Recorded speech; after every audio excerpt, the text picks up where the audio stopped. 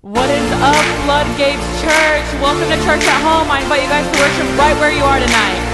Let's go. I live my life to the limit,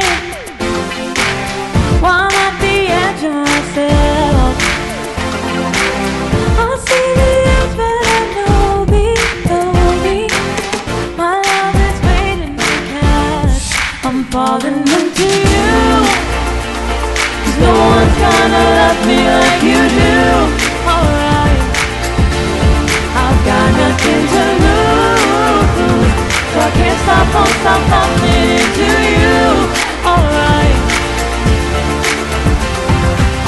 the rush I felt in my free fall, I lost control of my life. Jesus, I know that you've always had me. Your love is never in doubt. I wanna love you like you love me. I wanna love you like you love me. I'm falling into you. 'Cause no one's gonna love me like you do. Alright, I've got nothing to lose, so I can't stop, won't stop falling into you. Alright, I wanna love you like you love me. I wanna love you like you love me. I wanna love you like you love me. I wanna love you like you love me. 2, 3, let's go.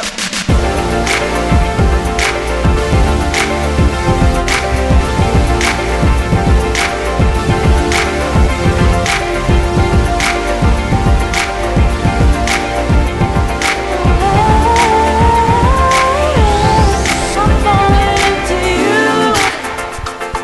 No one's gonna love me like you do. Alright, I've got nothing to lose, so I can't stop, won't stop falling into you.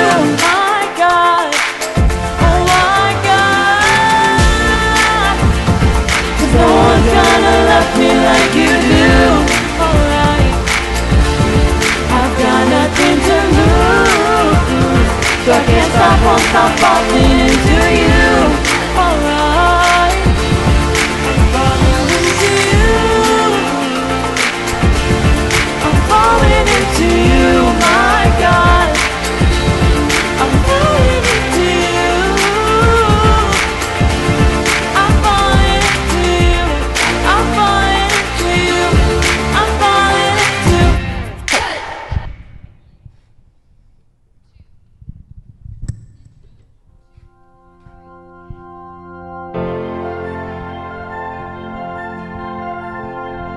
Come on, let's sing this. There is a fountain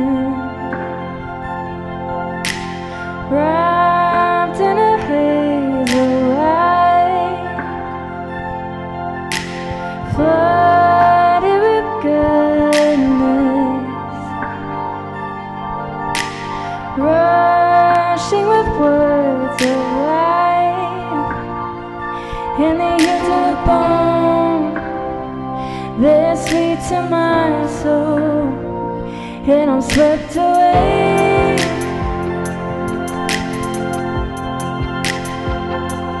I am good, you say I'm good. I am worthy, wanted, loved by you. This is living, breathing proof that I am chosen, wanted, loved by you. I'm adored with love for you.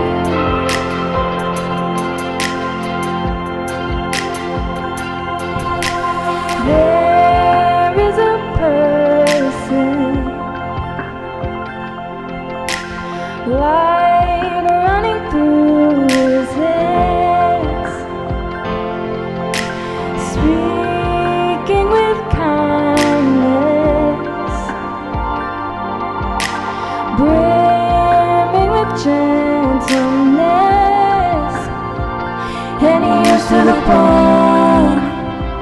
speak straight to the soul, and I'm swept away. I am good, you say I'm good. I am worthy, wanted, loved by you. This is living, breathing proof that I am chosen, wanted, loved by you. I'm undone with love for you. And within all the joy, and through all of the waiting, I'm undone with love for you. And I can never forget the spirit that changed me. I'm undone with love for you.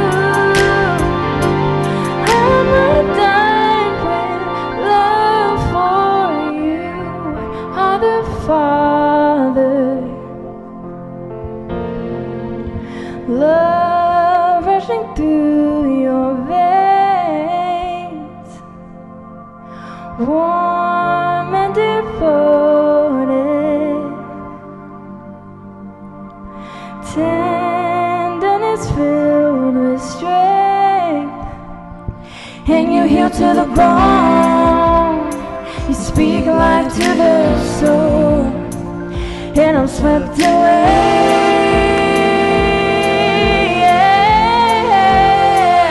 And I'm swept away. I am good. I am good. You say I'm good. I am worthy, wanted, loved by you. This is living, breathing proof that I am chosen, wanted, loved by you. I am good, you say I'm good. I am worthy, wanted, loved by you. This is living, breathing proof that I am chosen, wanted, loved by you. I am worthy, wanted, loved by you. I'm undone with love for you.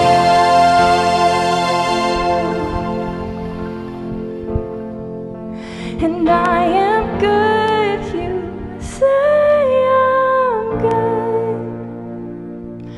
I am worthy, wanted, loved by you. This is living, breathing proof that I am chosen, wanted, loved by you. I'm undone with love for you.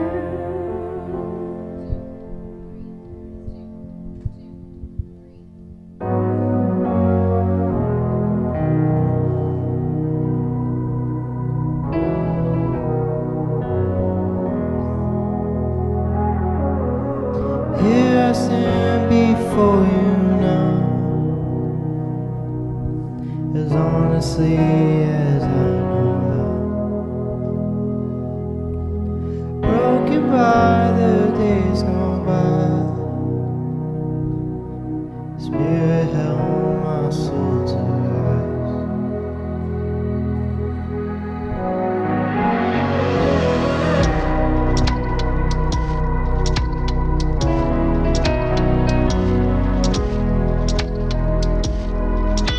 I try my best, but still I fail.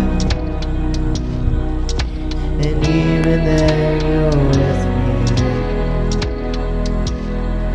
You remind me I'm a child of God. regardless of the things I do.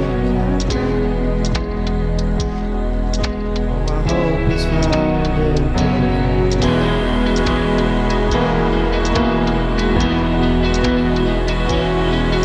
Your mercy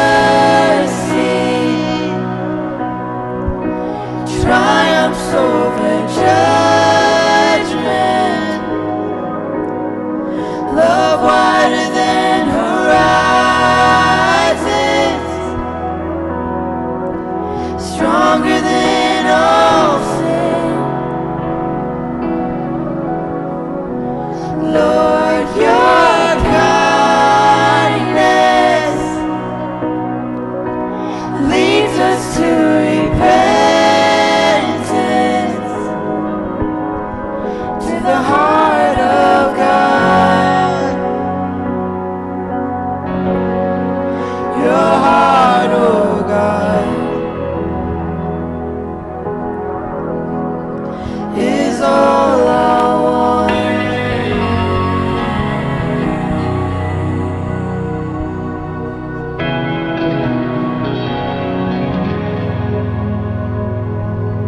They say that it's impossible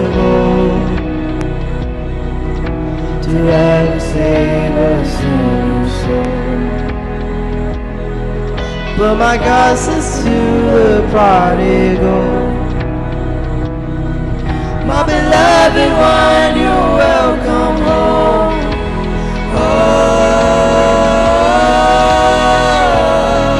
your mercy triumphs over judgment.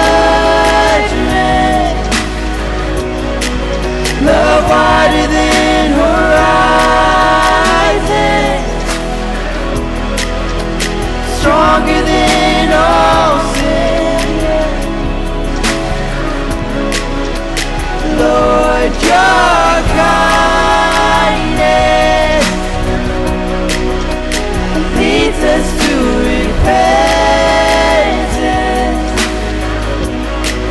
to the heart of God. Your heart, oh God, is all I want. All to Jesus I surrender. All to Him I freely give. I will ever love and trust Him, in His presence daily live. All to Jesus I surrender. All to Him I freely give. I will ever love and trust Him, in His presence daily live. Oh, your mercy triumphs over judgment. Love wider than horizons, stronger than all sin. Lord, your kindness leads us to repentance, to the heart of God. Your heart, oh God, is all I want. Will you just continue to worship? Lift your hands towards heaven. Be reminded that His mercy triumphs judgment. And His kindness leads us to repentance. So we thank you, Heavenly Father, that we can come before your throne of mercy tonight.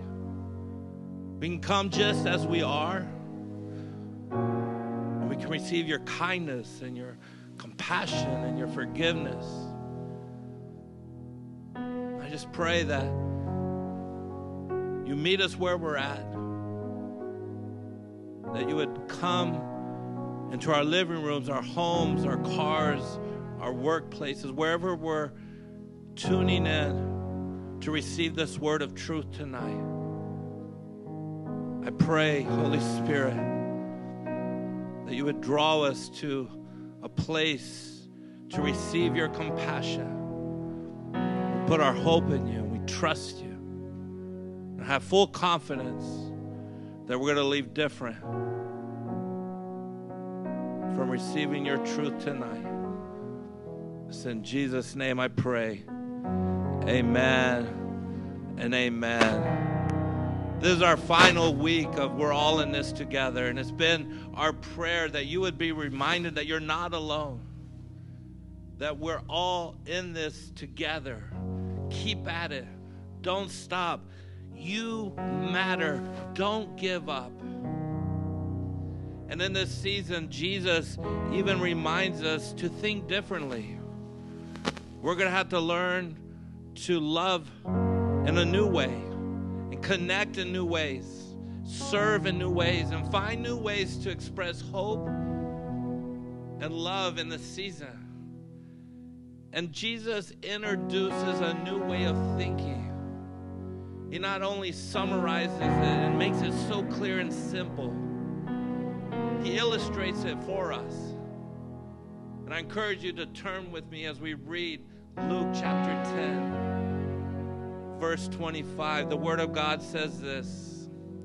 It says, on one occasion, an expert of the law stood before Jesus to test him. And he said, "Teacher," he asked, "what must I do to inherit eternal life?" "What is written in the law?" he replied. "How do you read it?" He answered, "Love the Lord your God with all your heart and with all your soul and with all your strength and with all your mind, and love your neighbor as yourself." "You have answered correctly," Jesus replied. "Do this and you will live." But he wanted to justify himself. So he asked Jesus, "And who is my neighbor? Who is my neighbor?" In reply, Jesus said, "A man going down from Jerusalem to Jericho when he was attacked by robbers. They stripped him of his clothes, beat him, and went away, leaving him half dead. A priest happened to be going down that same road, and when he saw the man, he passed by the other side. So too a Levite, when he came to the place and he saw him, passed by on the other side. But a Samaritan, as he traveled, came where the man was, and when he saw him, he took pity on him. He went to him and bandaged his wounds and pouring oil and wine. Then he put the man on his own donkey, brought him to an inn, and took care of him. The next day, he took out 2 denarii and gave them to the innkeeper. 'Look after him,' he said, 'and when I return, I will reimburse you for any extra expense you may have.' Which of these 3 do you think was a neighbor to the man who fell into the hands of robbers?" The expert in the law replied, "The one who had mercy on him." Jesus said, "Go and do likewise." What a good scene to grasp the love of God and to what we as a church should be focusing on in this season. There's a lot of things we can't control, but loving God and loving your neighbor is a choice you and I can make together. And what we focus on daily, what we feed, what we nurture, grows in us. And I want to remind you that it's our prayer that you will find encouragement during this season of life. That you would know and understand that there was a man walking. and he was robbed, and he was beaten. He was stripped of his clothing, and he was left for dead. We'll get to the other characters in a few moments. But I want you to imagine with me for a second, you walking down your street, and all of a sudden you get robbed.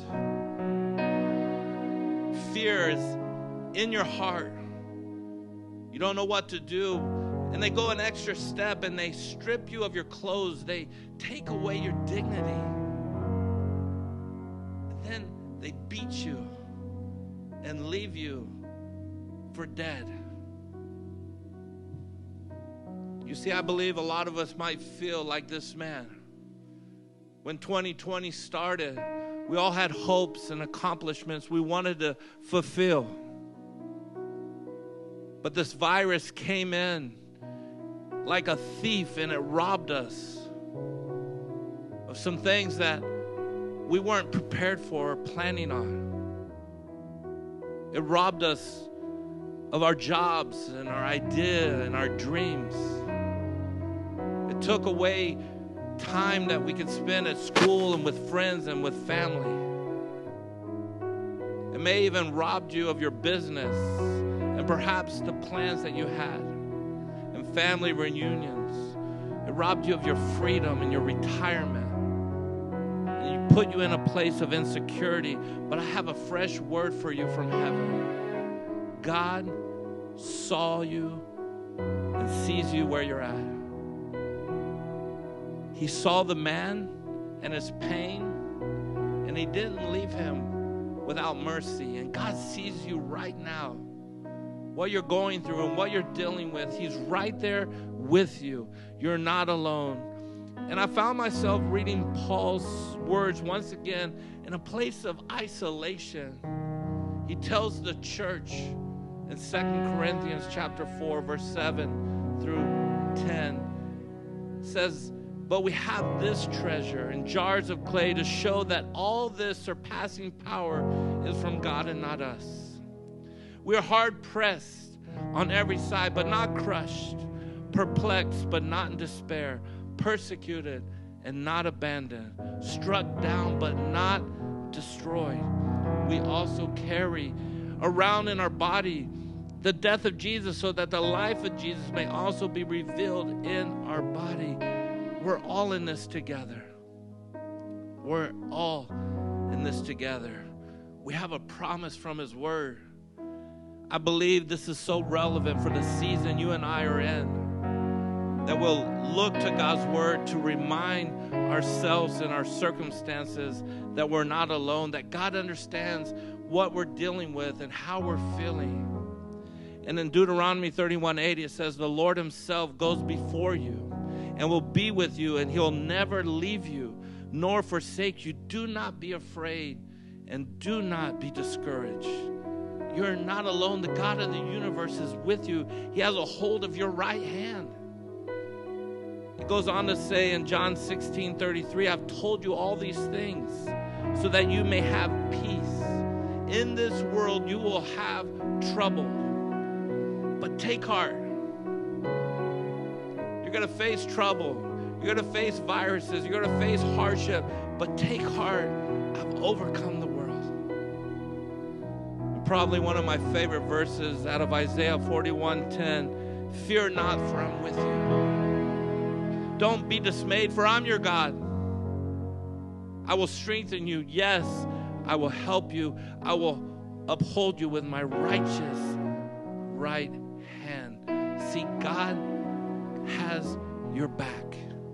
He has a hold of you. He cares for you. He will not let you go. This is the confidence that you and I have. Faith and confidence is the bridge for a better tomorrow. Faith and confidence is a bridge for a better tomorrow. We are victorious. We are his children. We will recover. We will get through this. You're not alone. Let's get back to the story. To the rest of the characters involved, they were all affected by what took place that day.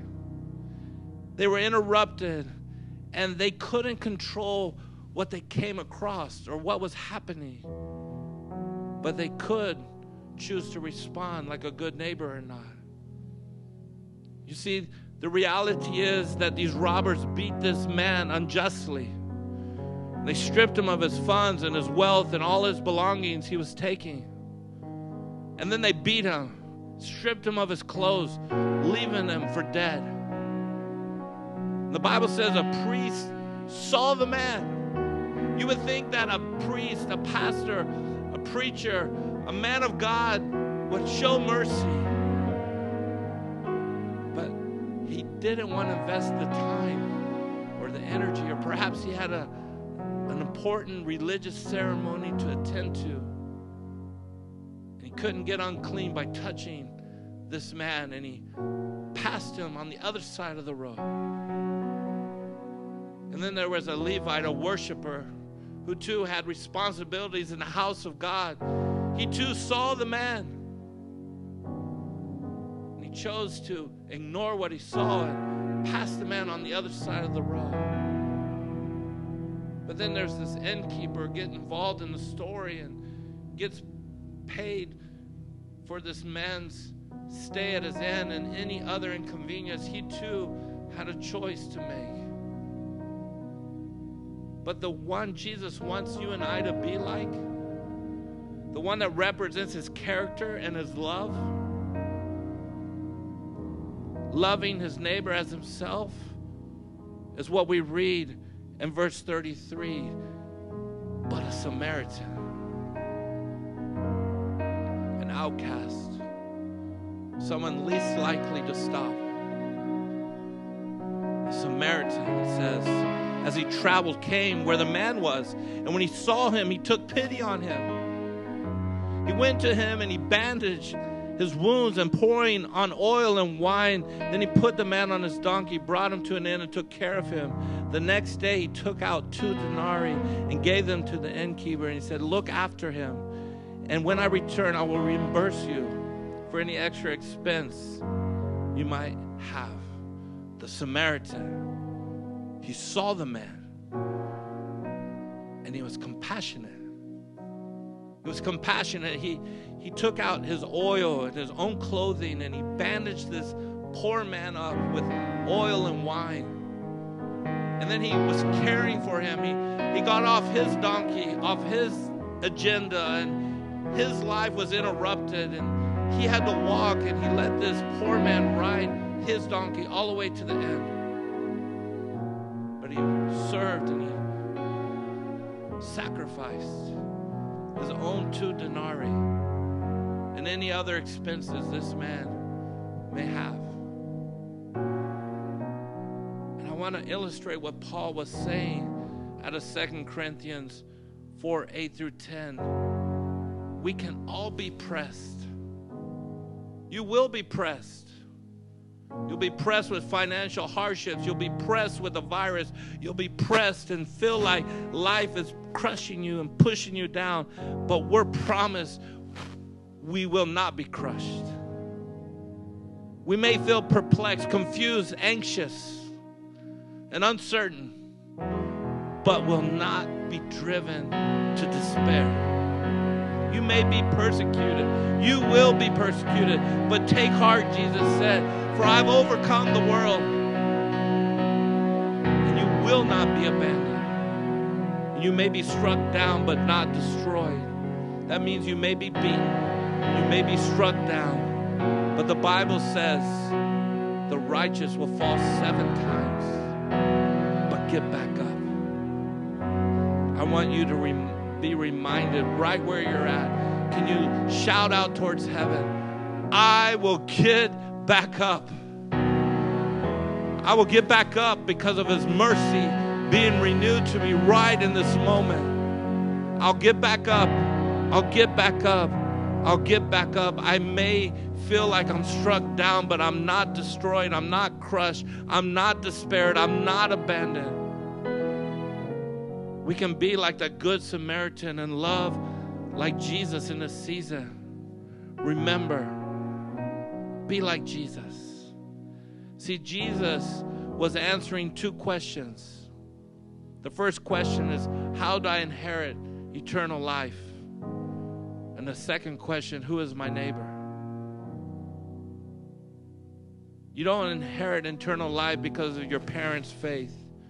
You inherit the kingdom of God by inviting Jesus, the one that sacrificed, the same Jesus that saw you right where you were at in your sin and in your transgressions. He was compassionate, and he died on a cross to give you everlasting life. He cared for you. He cared so much that he was willing to die on a cross and be buried 3 days in a tomb, but he rose victoriously to give you everlasting life. Right now, Jesus is knocking on the door of your heart, and he's seen life is beating you up. He's seen you've been robbed of mercy. He's seen you being robbed of favor. He's seen you being robbed by sin and what it produces in your life and in your heart. And he's seen Satan beat you up and leave you for dead. But the good news that Jesus wants to get you out of that death tonight. All you have to do is call on his name and lift up your hands and saying, I'll get up because I accept this free gift of salvation. If that's you, right where you're at, say, Jesus, here's my heart. I felt the pressures of life and I've been struck down. But I want to get up and start walking and being like you, Jesus. Just say where you're at. Jesus, here's my heart. I receive that free gift. I want to inherit the kingdom of God. Maybe you've already made that decision and you're going through a season and you feel pressed on every side, but you're not crushed. You're perplexed, but you're not living in despair, and you're not abandoned. Just start loving your neighbor. Be like Jesus. Be like Jesus. We're all in this together, and you can choose to love like Jesus loved. You can choose to be the good Samaritan to your neighbor. Be alert. Be aware of your surroundings. When you see that man or that woman or that child or that family who has been robbed, who's been left abandoned, who's been kicked, who's been isolated, who's been set apart, who has no hope, you can go and be their good neighbor. And you can bandage them with the word of God, and you can love them, and you can show mercy and kindness. I challenge you, church, to be like Jesus. And I challenge you, we as a church, we all want to be known by the way we love, and to live by faith, and to be a beacon of hope. Will you just worship him where you're at and begin to ask him to show you how you can be a good neighbor, how we as a church can be the body of Jesus. Be like Jesus. Be like Jesus. Will you worship? All to Jesus I surrender. All to him I freely give. I will ever love and trust him. In his presence daily live. All to Jesus I surrender. All to him I freely give. I will ever love and trust him. In his presence daily live. To Jesus I surrender. All to him I freely give. I will ever love and trust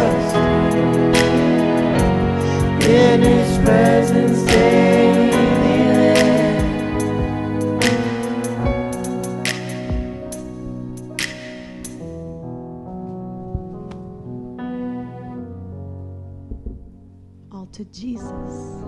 We surrendered.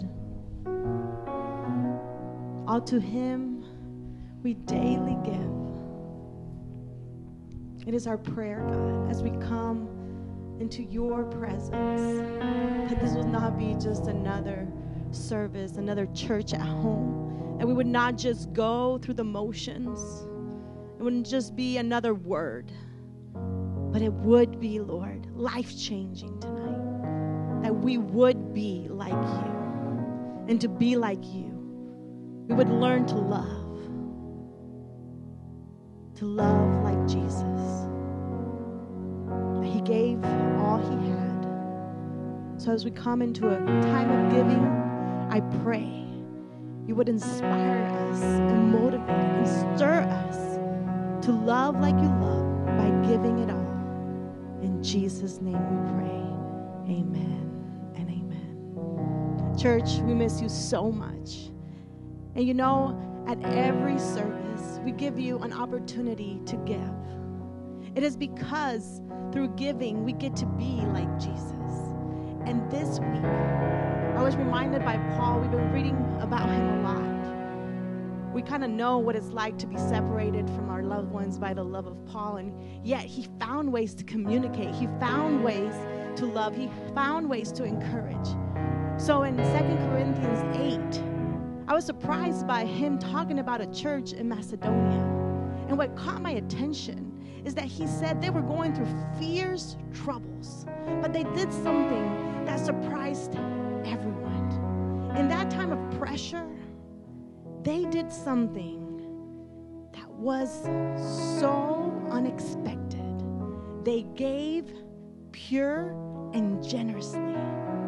And I wish that is our kind of response. I hope and I pray that during these times, pressure would just do something extremely unexpected in our community, that we would join forces, that we would show people we're in this together. And for this reason, we give you opportunities to partner with us. We'll see on the screen different ways to give, but beyond that, beyond releasing what is God's, what is our tithe that belongs to him, we want us to be present in the community this Saturday, May 9th. And we're going to join the Pasco efforts at Sam's Club right here in Wesley Chapel. So we just pray that you just stop by, honk your horn, encourage, give what you have. And let's do something unexpected this season. Let's live a life of generosity. We love you so much, and we can't wait to see you next week.